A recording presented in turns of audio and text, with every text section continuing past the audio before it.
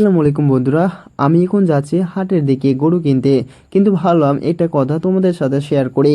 অনেকেই গরু কিনতে গিয়ে দালালের পাল্লায় পড়ে যায়, তারপর পরে আফসোস করে। তাই আজকে একটু খুলে বলি কিভাবে এই ফাঁদ থেকে দূরে থাকবেন। কারণ আমিও নিজেও একবার এমন অভিজ্ঞতা পেয়েছি, যেখানে একটু বুঝে না নিলে বড় ক্ষতি হতো।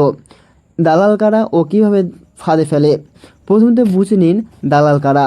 বাজারে অনেকেই আছে যারা নিজের গরু বিক্রি করে না, বরং অন্যের গরু দেখিয়ে কমিশন খায়। এরা সাধারণত খুব মিষ্টি করে কথা বলে, ভাই এই গরুটা একদম খাঁটি দেশি, বা এই গরু নিলে আপনি খুশি হবেন। কিন্তু সত্যি বলতে অনেক সময় ওই গরুদের সমস্যা থাকে, বয়স বেশি বা আগে থেকে অসুস্থ। তারা দামটা অনেক বাড়িয়ে বলে, কারণ মাঝখানে নিজেদের লাভ রাখতে হয়। তাহলে দালালের ফাঁদ চিনবেন কিভাবে? প্রথমত, যদি কেউ বলে আমার সাথে আসেন ভাই, আমি ভালো গরু দেখাই, বুঝে নিন সে হয়তো দালাল। দ্বিতীয়ত, যদি সে দাম বলে না বরং বলে আপনি পছন্দ করেন, দাম পরে ঠিক করব, এটাও একটা ট্রিক। আরও একটা জিনিস, দালালরা কখনো গরুর মালিকের নাম বা ঠিকানা পরিষ্কার করে বলে না।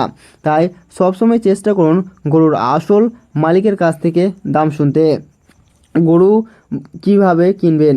গরু কিনতে গেলে নিজের এলাকার কোনো বিশ্বাসযোগ্য লোক নিয়ে যাবেন। গরুর দাঁত দেখে বয়স বুঝুন, খুর ও চোখ দেখে গরুর স্বাস্থ্যের ধারণা নিন।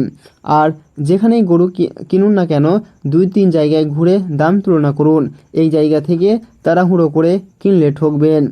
শেষে একটাই কথা বলবো, গরু কেনা মানে শুধু টাকা খরচ না, এটা একটা বিশ্বাসের ব্যাপার। তাই দালালের মিষ্টি কথাই নয়, নিজের চোখে দেখে বুঝে তারপর সিদ্ধান্ত নিন। আর ভিডিওটা যদি ভালো লেগে থাকে তাহলে একটা কমেন্ট দিবেন, একটা লাইক দিবেন।